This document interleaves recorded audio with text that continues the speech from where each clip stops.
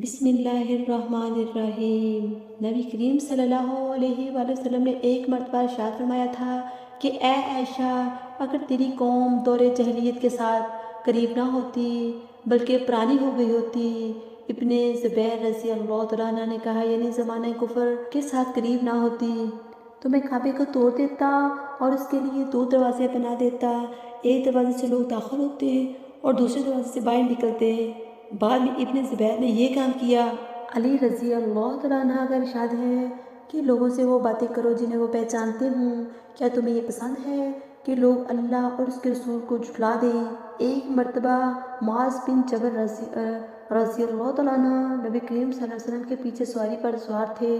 آپ صلی اللہ علیہ وسلم نے ارشاد فرمایا، اے معاذ، میں نے عرض کیا حاضر ہوں یا رسول اللہ صلی اللہ علیہ وسلم۔ دوبارہ فرمایا، اے معاذ، میں نے عرض کیا حاضر ہوں اے اللہ کے رسول۔ آپ صلی اللہ علیہ وسلم نے 6 بار فرمایا، اے معاذ، میں نے عرض کیا حاضر ہوں اے اللہ کے رسول۔ 3 بار ایسا ہوا۔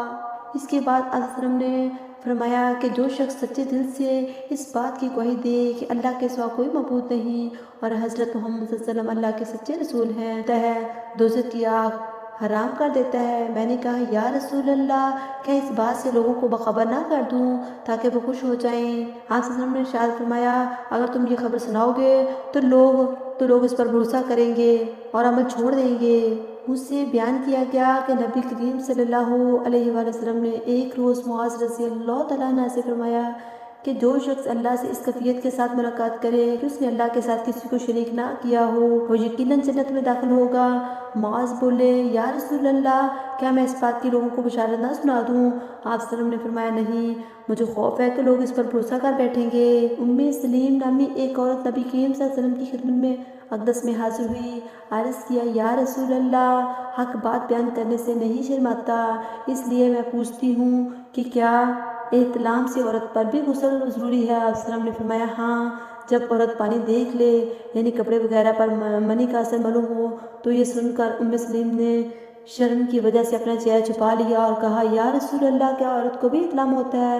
آپ صلی اللہ علیہ وسلم نے فرمایا، ہاں، تیرے ہاتھ خاک آلود ہوں، پھر کیوں اس کا بچہ اس کی صورت کے مشابہ ہوتا ہے؟ یعنی یہی اس کے احتلام کا ثبوت ہے۔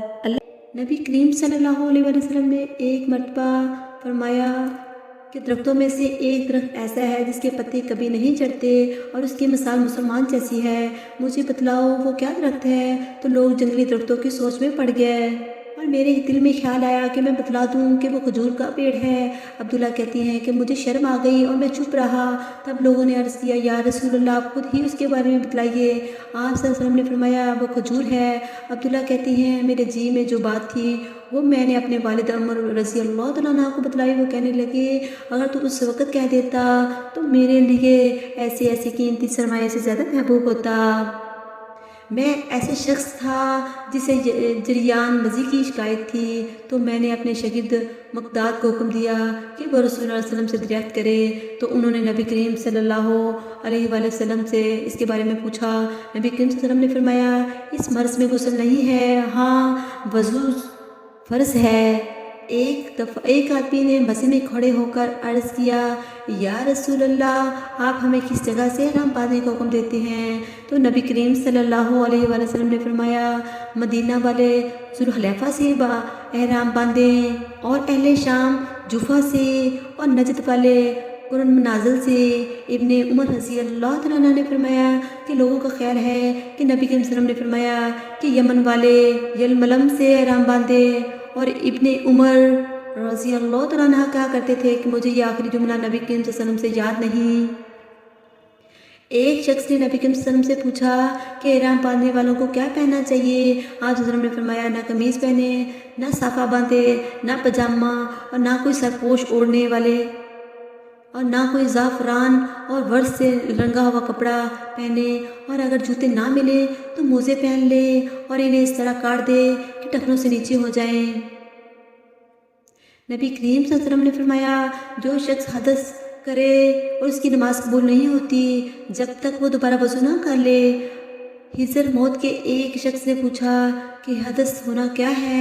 آپ صلی اللہ علیہ وسلم نے فرمایا کہ پخانہ کے مقام سے نکلنے والی آواز یا بے آواز والی ہوا۔ اللہ حافظ۔ اگر میری ویڈیو اچھی لگے تو میری ویڈیو کو لائک اینڈ شیئر ضرور کریں. حدیث کو آگے شیئر کرنا صدقہ جاریہ ہے.